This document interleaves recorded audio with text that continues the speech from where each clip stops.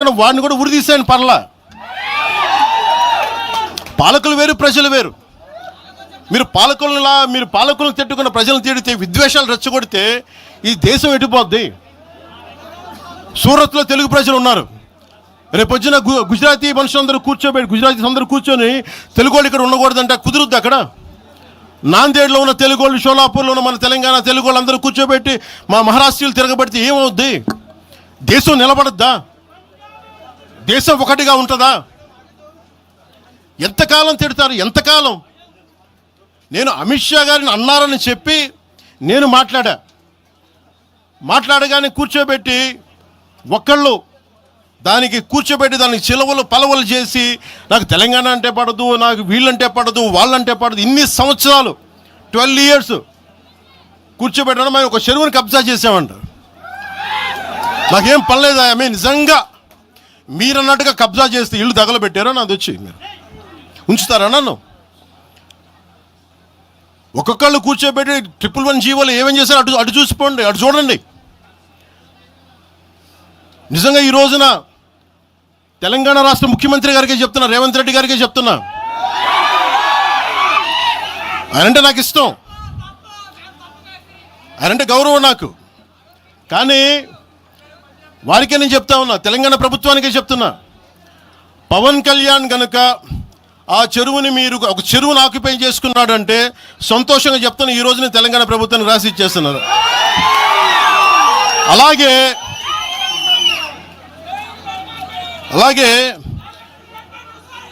Left మేము వామపక్షవాదులు అని చెప్పి ఒక ఎనలిస్ట్ మాట్లాడతా,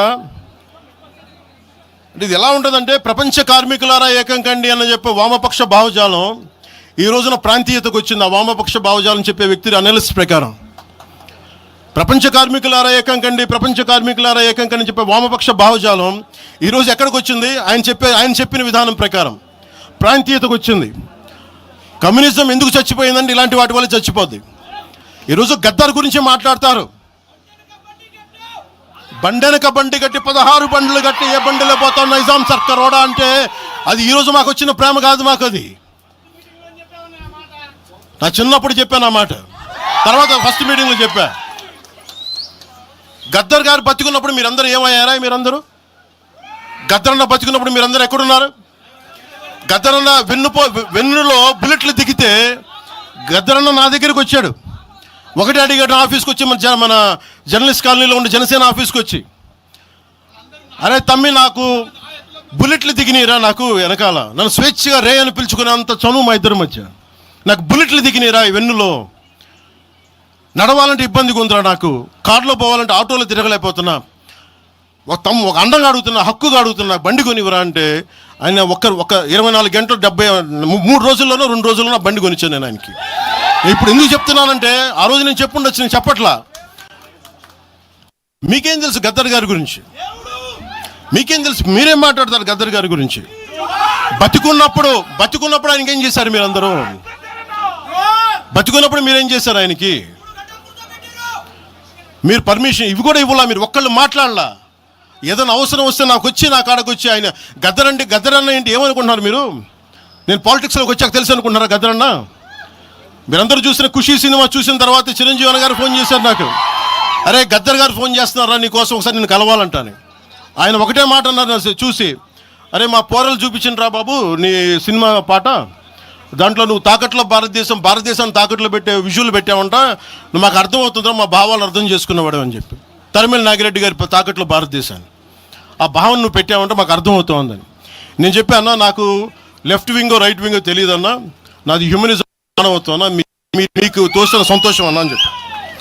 ఆ రోజు నుంచి ఆయన చనిపోయేదాకా, ఆయన అంతిమ ఘడియల వరకు ఆయన హాస్పిటల్లో ఉంటే వెళ్ళి కూర్చొని, అన్నా మీకు ఏం కావాలో చెప్పండి అంటే, ఏం వద్దురా తమ్మి, తెలంగాణ యువతకి కానీ ఆంధ్ర యువతకి కానీ భారతదేశంలో యువతకి భవిష్యత్తు వాళ్ళదని చెప్పు.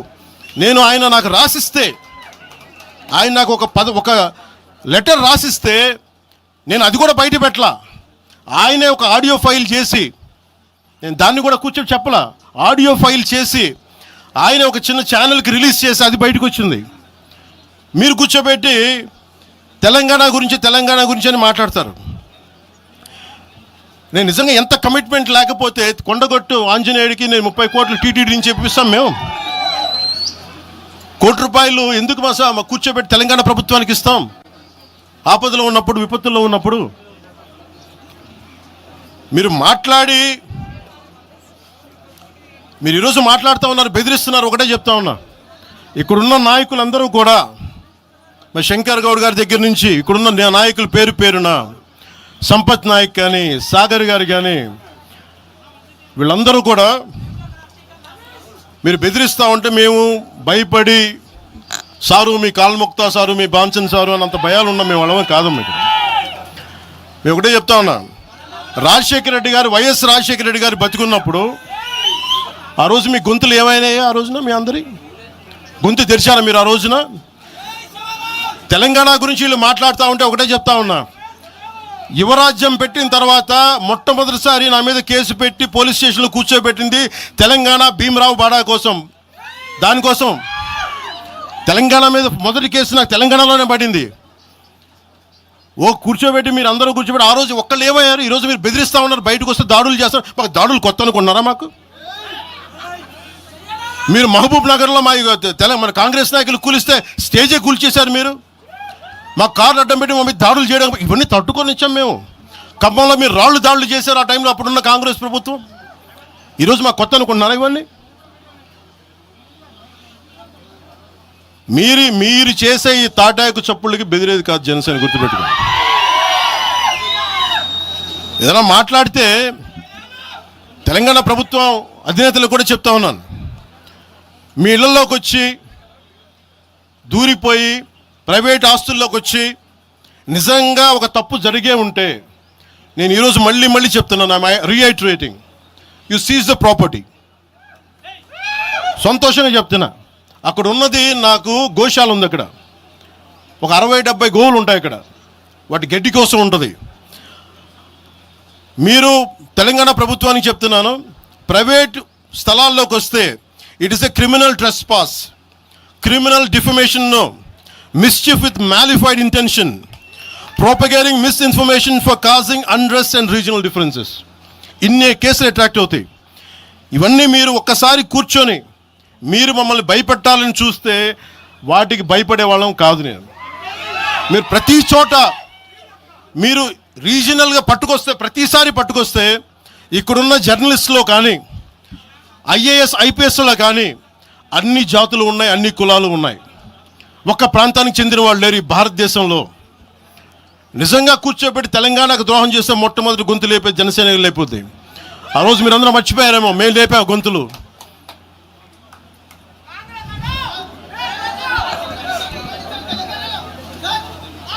కాంగ్రెస్ హటావ్ దేశ్ బచావ్ అని అంటానికి ఈరోజు ఇందాక మీరు చెప్పినానికి చెప్తున్నా, కాంగ్రెస్ నాయకులు మాట్లాడుతున్నారు కొంతమంది, అందరం చెప్పట్లా. కొంతమంది నాయకులు కూర్చొని మాట్లాడుతూ ఉన్నారు, నువ్వు ఎలా తిరుగుతావు, రోడ్ల మీద చూస్తాం, నాలుకలు కోస్తాం, నాలుకలు చీరుస్తామంటే, రండా బాబు మీకు నాలుకలు తీసి చూపిస్తాం మీకు కోసుకొని.